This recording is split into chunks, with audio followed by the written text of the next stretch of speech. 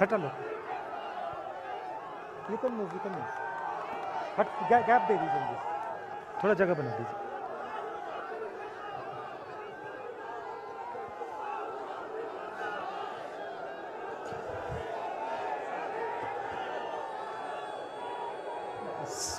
Stage पे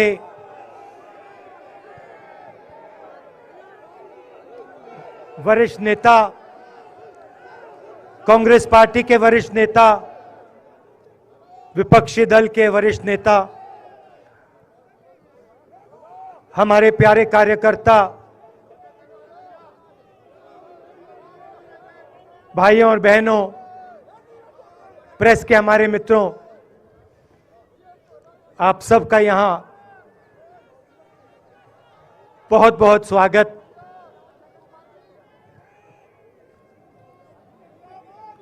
आप आज यहां बर्फ में खड़े हैं, मगर आप में से किसी को सर्दी नहीं लग रही है। आप बारिश में खड़े हुए, कोई भीगा नहीं। गर्मी में आपको गर्मी नहीं लगी, सर्दी में आपको सर्दी नहीं लग रही है, क्योंकि देश की शक्ति आपके साथ है।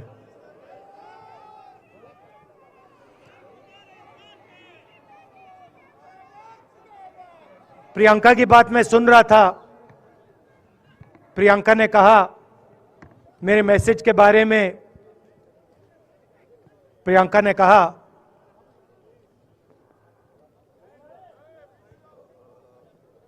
नॉर्मली होता नहीं है, मगर मेरे आंख में आंसू आए।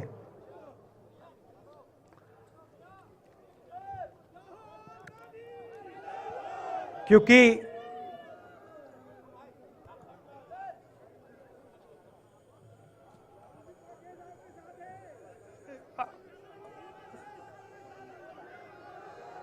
मैं कन्याकुमारी से चला, शुरुआत की और पूरे देश में हम पैदल चले। मैं सच बताऊं, आपको अजीब लगेगा, मगर मैं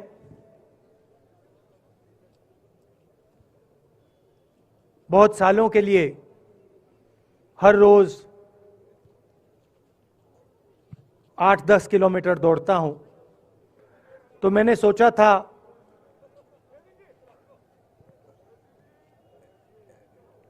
देश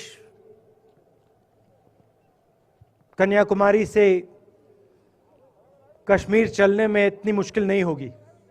मेरे दिल में था कि आसान होगा, फिजिकली मेरे लिए ये मुश्किल काम, मैंने सोचा था मुश्किल काम नहीं होगा। शायद मैं काफी वर्जिश करता हूं, थोड़ा सा अहंकार आ गया, जैसे आ जाता है।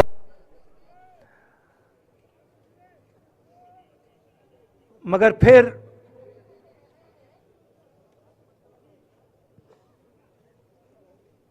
बात बदल गई।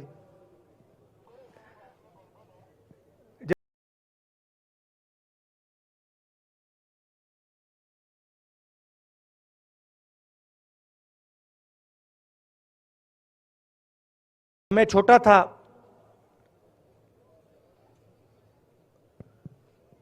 फुटबॉल खेलता था,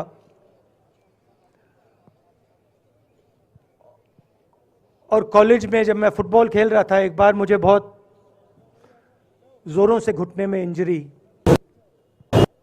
हुई थी।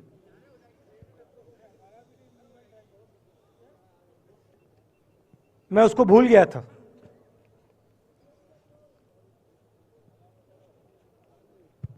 घुटने में दर्द नहीं होता था, भूल गया था उसको, दर्द गायब हो गया था। मगर कन्याकुमारी से 5-7 दिन बाद घुटने में प्रॉब्लम आई और जबरदस्त प्रॉब्लम आई। पूरा अहंकार उतर गया और मैं सोचने लगा क्या मैं ये जो 3,500 किलोमीटर हैं, क्या मैं इनको चल पाऊंगा या नहीं। तो जो मैंने सोचा था आसान काम होगा वो काफी मुश्किल हो गया। मगर फिर मैंने किसी ना किसी तरीके से ये काम पूरा कर दिया। बहुत कुछ सीखने को मिला, बहुत कुछ सीखने को मिला। मैं आपको बोलूं तो दर्द सहना पड़ा काफी, मगर सह लिया। रास्ते में एक दिन मुझे दर्द हो रहा था, काफी दर्द हो रहा था, और मैं सोच रहा था अब 6-7 घंटे और चलने हैं। और उस दिन मुझे लग रहा था कि आज मुश्किल है। और एक छोटी सी बच्ची आई, दौड़ती हुई आई मेरे पास और मुझे कहती है कि मैंने तुम्हारे लिए कुछ लिखा है, मगर तुम अभी मत पढ़ो, इसको बाद में पढ़ना।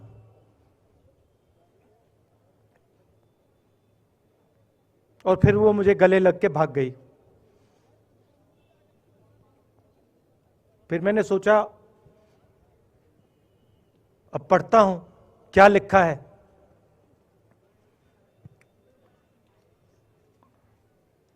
तो उसने लिखा था कि मुझे दिख रहा है कि आपके घुटने में दर्द है, क्योंकि आप जब उस पैर पे वजन डालते हो तो आपके चेहरे पे दिखता है कि दर्द है। मगर मैं आपको बताना चाहती हूं कि मैं आपके साथ कन्याकुमारी नहीं चल सकती हूं, क्योंकि मेरे माता पिता नहीं चलने दे रहे हैं। मगर मैं दिल में आपके साथ, आपके साइड में चल रही हूं, क्योंकि मैं जानती हूं कि आप अपने लिए नहीं चल रहे हो, आप मेरे लिए चल रहे हो और आप मेरे भविष्य के लिए चल रहे हो। और उसी सेकंड में, पता नहीं अजीब सी बात है, उसी सेकंड मेरा दर्द उस दिन के लिए गायब हो गया। दूसरी बात, मैं चल रहा था और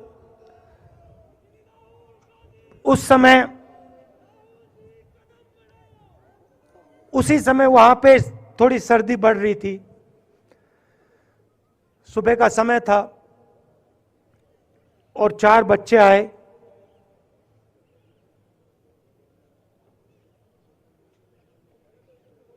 पता नहीं कहना चाहिए या नहीं।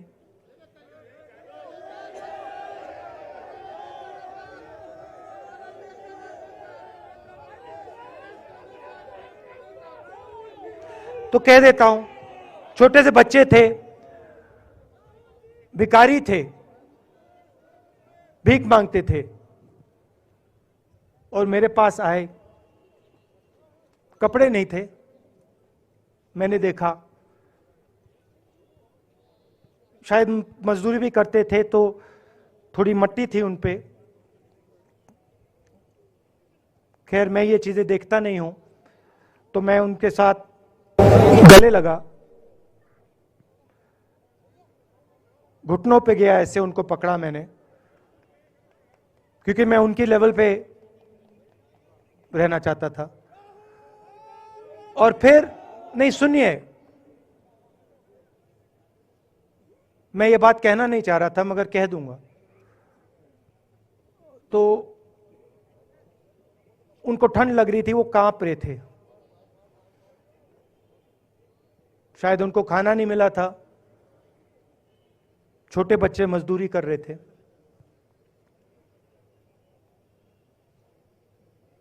तो मैंने सोचा कि अब अगर ये स्वेटर नहीं पहनते हैं, अगर ये जैकेट नहीं पहन रहे हैं, तो मुझे भी नहीं पहनना चाहिए। मगर मैं झिझका क्यों आपको बताना चाहता हूं, मैं झिझका क्यों आपको बताना चाहता हूं। जब मैंने ये खत्म किया, मैं चल रहा था, तो हमारे साथ एक व्यक्ति थे। उन्होंने मेरे कान में बोला, राहुल जी, ये बच्चे गंदे हैं, इनके पास आपको ऐसे जाना नहीं चाहिए। तो मैंने उनसे कहा, वो आपसे और मुझसे दोनों से साफ हैं।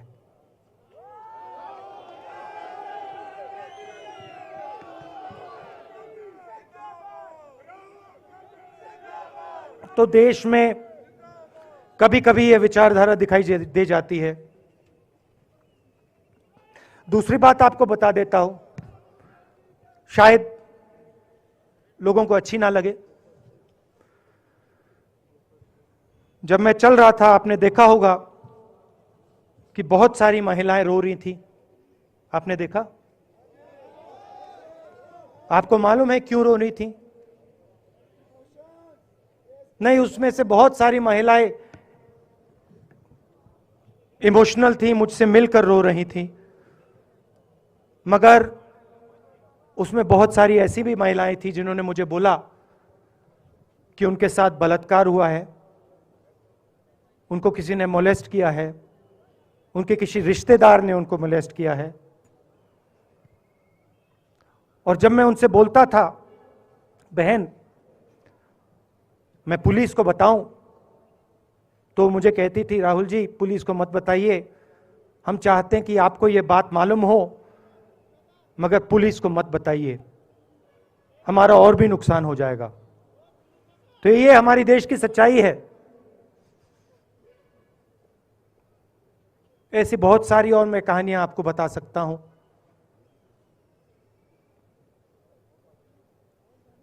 तो फिर मैं कश्मीर की ओर आ रहा था और मैं सोच रहा था कि इसी रास्ते पे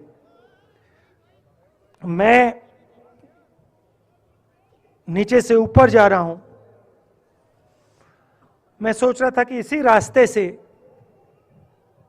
सालों पहले मेरे रिश्तेदार नीचे से ऊपर आए, सॉरी ऊपर से नीचे आए, कश्मीर से इलाहाबाद गंगा की ओर गए।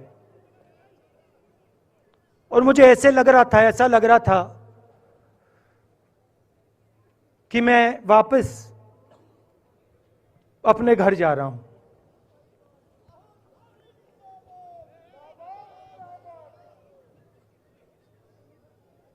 घर मेरे लिए, जब से मैं छोटा था, मैं सरकारी घरों में रहा हूं, मेरा अपना घर नहीं है। तो मेरे लिए घर, जिसको जो स्ट्रक्चर होता है, उसको मैंने कभी घर नहीं माना। वो मेरे लिए, मैं कहीं भी रह लूं, वो एक इमारत होती है, वो घर नहीं होता है। घर मेरे लिए एक सोच है, एक जीने का तरीका है, एक सोचने का तरीका है।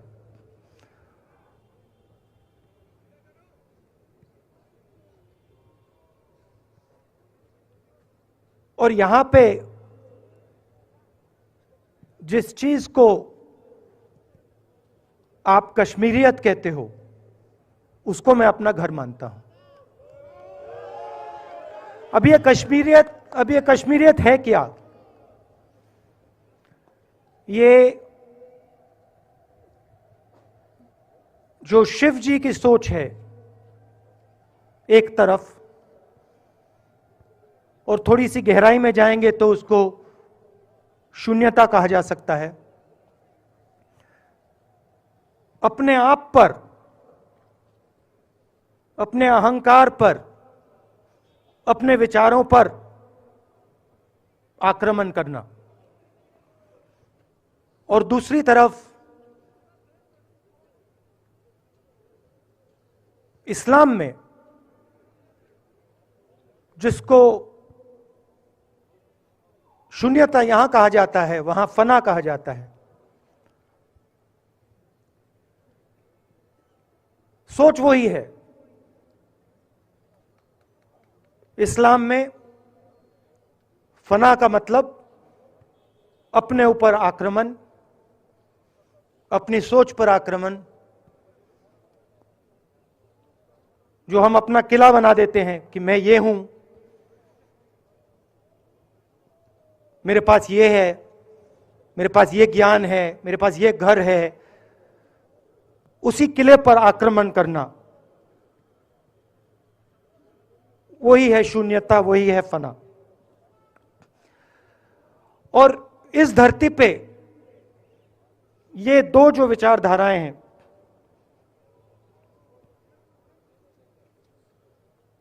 इनका एक बहुत गहरा रिश्ता है, और ये सालों से रिश्ता है, जिसको हम कश्मीरियत कहते हैं। यही सोच बाकी स्टेट्स में भी है।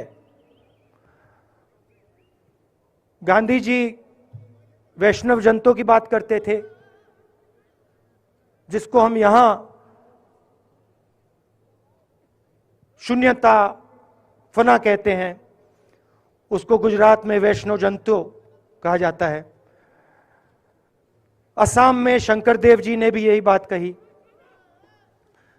कर्नाटक से हमारे यहां जो लोग आए हैं, वहां बसवा जी ने यह बात कही। केरल में नारायण गुरु ने ये बात की। महाराष्ट्र ने ज्योतिबा फुले जी ने यह बात की। और यहां इसको हम कश्मीरियत कहते हैं। लोगों को जोड़ना और दूसरों पर आक्रमण नहीं करना, अपने आप पर आक्रमण करना, अपनी कमी देखना।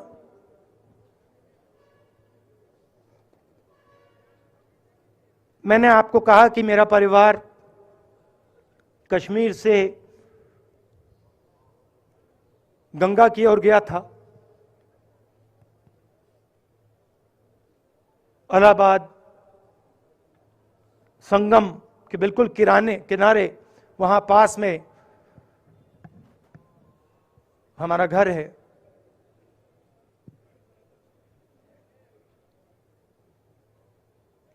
तो जब यहां से वो वहां गए,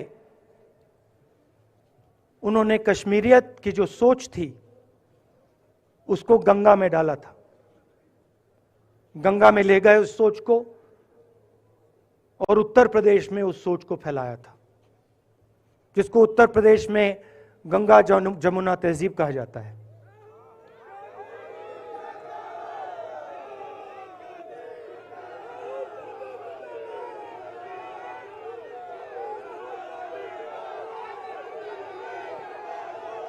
तो उन्होंने, मेरे परिवार ने छोटा सा काम, कोई बड़ा काम नहीं किया।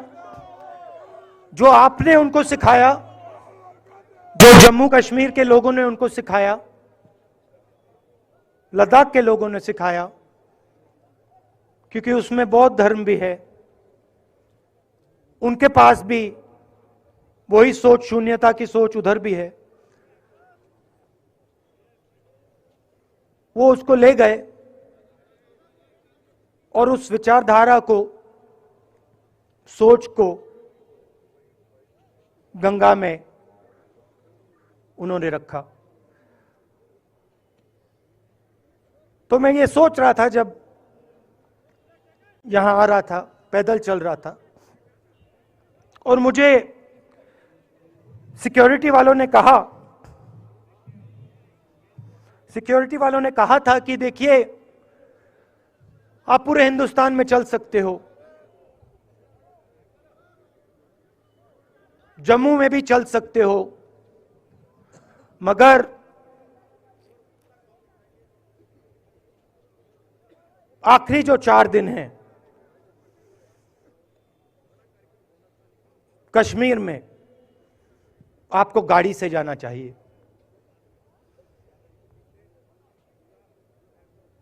वेणुगोपाल जी ने मुझे कहा पहले,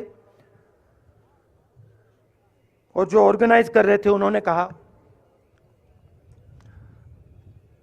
3-4 दिन पहले एडमिनिस्ट्रेशन ने कहा कि देखिए, शायद डराने के लिए, कि देखिए अगर आप पैदल चलेंगे तो आपके ऊपर ग्रेनेड फेंका जाएगा।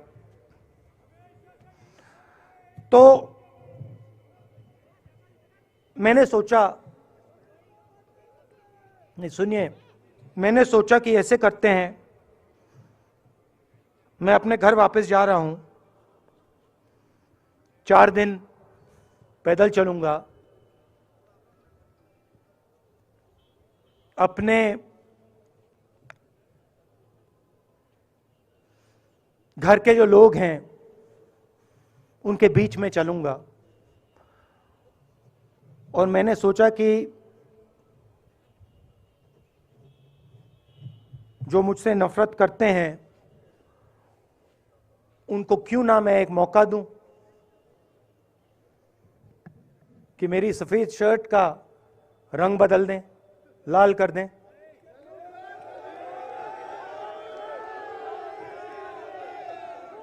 क्योंकि मेरे परिवार ने मुझे सिखाया है, गांधी जी ने मुझे सिखाया है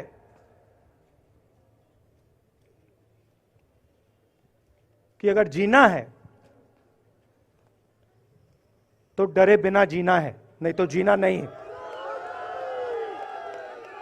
तो मैंने मौका दिया, मैंने कहा मैं 4 दिन चलूंगा, बदल दो टी शर्ट का रंग, लाल कर दो, देखी जाएगी। मगर जो मैंने सोचा था वही हुआ। जम्मू कश्मीर के लोगों ने मुझे हैंड ग्रेनेड नहीं दिया, अपने दिल खोलकर प्यार दिया, गले लगे।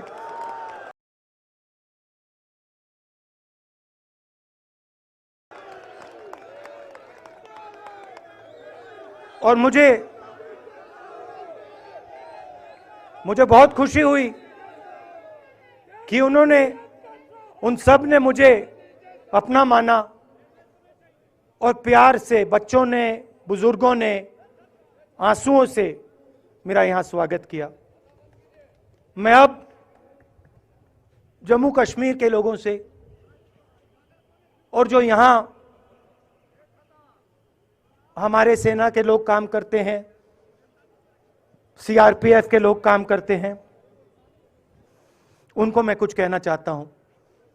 सबको, जम्मू कश्मीर के युवाओं को, बच्चों को, माताओं को,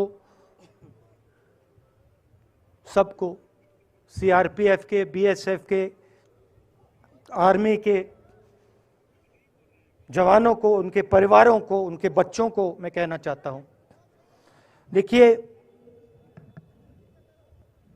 मैं हिंसा को समझता हूं, मैंने हिंसा सही है, देखी है। जो हिंसा नहीं सहता है, जिसने हिंसा नहीं देखी है, उसे यह बात समझ नहीं आएगी। जैसे मोदी जी हैं, अमित शाह जी हैं, आरएसएस के लोग हैं, उन्होंने हिंसा नहीं देखी है।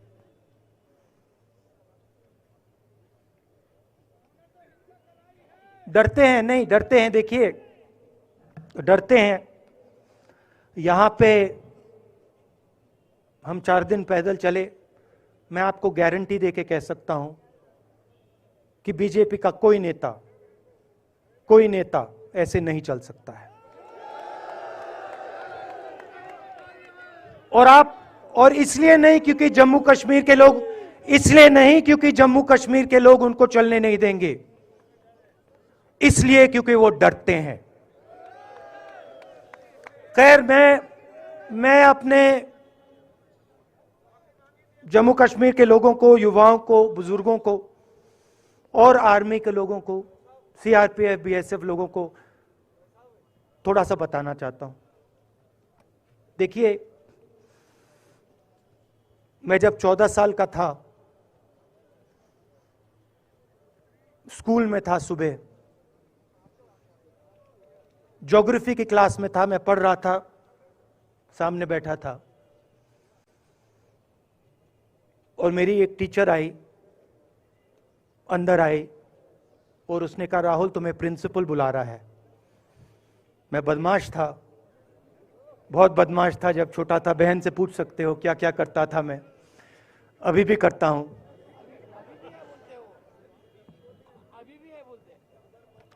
मैंने सोचा प्रिंसिपल बुला रहा है, मैंने कुछ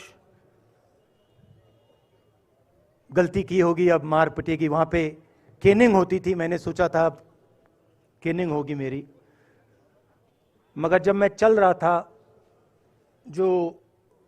जिस टीचर ने मुझे बुलाया, उसको देखकर मुझे कुछ अजीब सा लगा। और जब मैं प्रिंसिपल के ऑफिस पहुंचा तो प्रिंसिपल ने कहा, राहुल तुम्हारे घर से फोन कॉल है।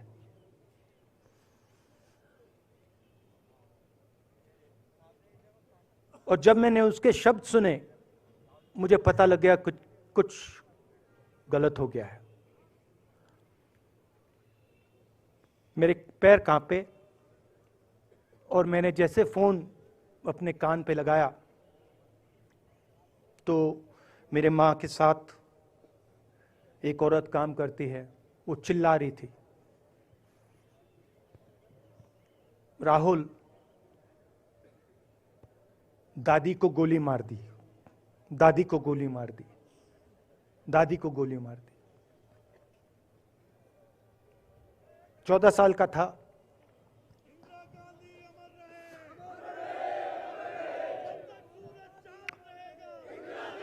देखिए, ये जो मैं कह रहा हूं, ये जो मैं अभी कह रहा हूं, ये बात प्रधानमंत्री को नहीं समझ आएगी, ये बात अमित शाह जी को नहीं समझ आएगी, ये बात डोवल जी को भी नहीं समझ आएगी, मगर ये बात कश्मीर के लोगों को समझ आएगी, ये बात सीआरपीएफ के लोगों को समझ आएगी, ये बात आर्मी के लोगों को समझ आएगी, उनके परिवारों को समझ आएगी। तो उन्होंने मुझे कहा, नाम ओंगमू है उसका, उसने कहा दादी को गोली लग गई, दादी को गोली लग गई। और फिर मुझे गाड़ी में वापस ले गए, प्रियंका को मैंने स्कूल से उठाया, मैं वापस गए।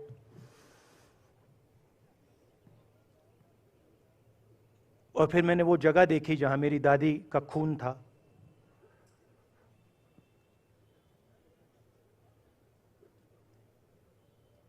पापा आए, मां आई, मां बिल्कुल हिल गई थी, बोल नहीं पा रही थी।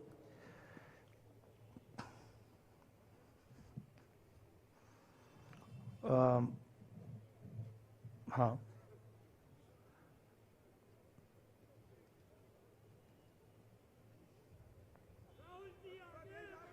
फिर क्या हुआ, तो जब जो हम लोग हैं जिन्होंने हिंसा देखी है,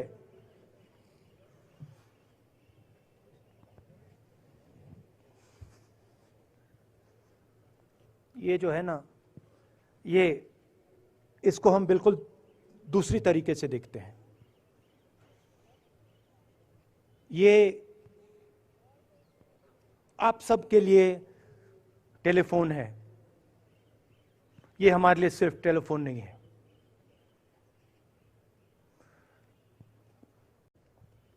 उसके बाद 6-7 साल बाद मैं अमेरिका में था और फिर से टेलीफोन आया। 21 में टेलीफोन आया। जैसे बहुत सारे, जैसे जो पुलवामा में पुलवामा में हमारे सैनिक मरे थे, उनके घर टेलीफोन आया होगा। हजारों कश्मीरी लोगों के घर टेलीफोन आया होगा।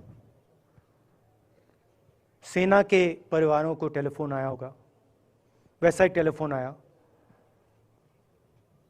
पिता के एक दोस्त थे, उन्होंने मुझे फ़ोन किया और कहा, राहुल बुरी खबर है। मैंने उनसे कहा, मैं जानता हूँ, पापा मर गए। कहते हैं हाँ। मैंने कहा धन्यवाद, फ़ोन रख दिया। तो मेरा कहना है जो हिंसा करवाता है, जैसे मोदी जी हैं, अमित शाह जी हैं, अजीत डोवल जी हैं, आरएसएस के लोग हैं, वो इस बात को समझ नहीं सकते हैं,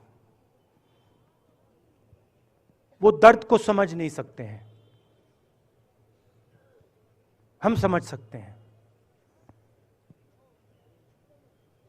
पुलवामा के जो सैनिक थे, उनके बच्चों के दिल में क्या हुआ मैं जानता हूं। मेरे दिल में वही हुआ है जो यहां पे कश्मीर में लोग मरते हैं, उनके दिल में क्या होता है। जब फोन कॉल आता है क्या लगता है, वो मैं समझता हूं, मेरी बहन समझती है। तो कल किसी जर्नलिस्ट ने मुझसे पूछा, यात्रा का क्या लक्ष्य है।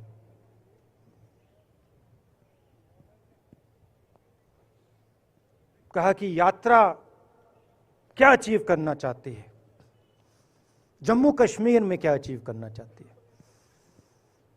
मेरे उस समय दिमाग में आया, मगर मैंने कहा नहीं बोलता हूं, कल भाषण में बोलूंगा। यात्रा का लक्ष्य है कि ये जो फोन कॉल हैं, चाहे ये आर्मी के हों, चाहे सीआरपीएफ के हों, चाहे ये कश्मीर के लोगों के हो, ये फोन कॉल बंद हो जाए।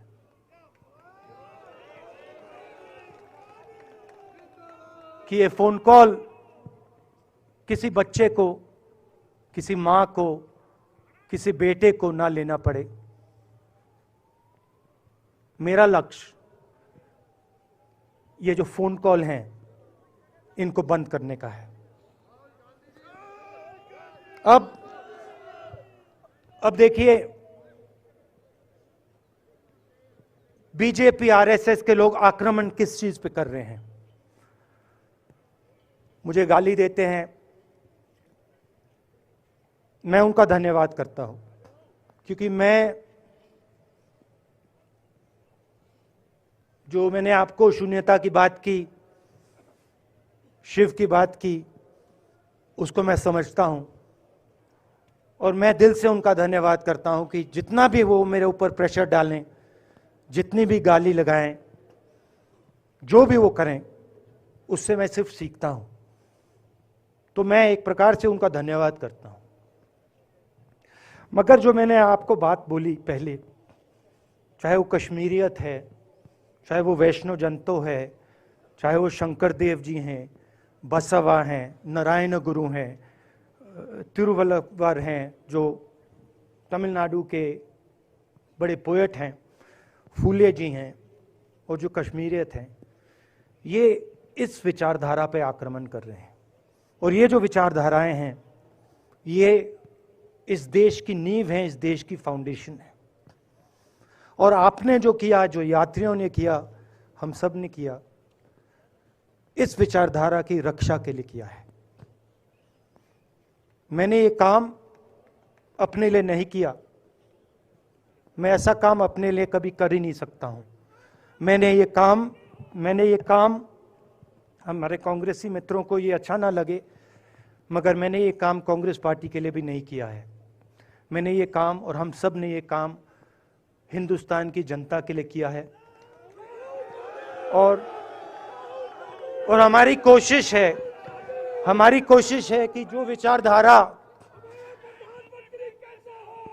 विचारधारा इस देश की नींव को तोड़ने की कोशिश कर रही है, जो विचारधारा इस देश की नींव को तोड़ने की कोशिश कर रही है, उसके खिलाफ हम खड़े हों, मिलकर खड़े हों, नफरत से नहीं, क्योंकि वो हमारा तरीका नहीं है। मोहब्बत से खड़े हों। मैं जानता हूं कि अगर हम मोहब्बत से खड़े होंगे, प्यार से बात रखेंगे, तो हमें सफलता मिलेगी। और उनकी जो विचारधारा है, उसको हम सिर्फ हराएंगे नहीं, मगर उस विचारधारा को हम उनके दिलों से निकाल देंगे। तो आपने, देश की जनता ने हमारा समर्थन किया। हमारी कोशिश है कि हमें, बीजेपी ने एक जीने का तरीका, राजनीतिक तरीका दिखाया है। हमारी कोशिश है कि हम एक और तरीका, जो हिंदुस्तान का तरीका है, मोहब्बत का तरीका है, वो हम देश को दिखाएं। हम देश को याद दिलाएं कि हिंदुस्तान मोहब्बत का देश है, इज्जत का देश है, भाईचारे का देश। तो हमने जो कहा था, छोटा सा कदम लिया है, बड़ा कदम नहीं है। नफरत के बाजार में मोहब्बत की दुकान खोलने की कोशिश की। धन्यवाद। जय हिंद।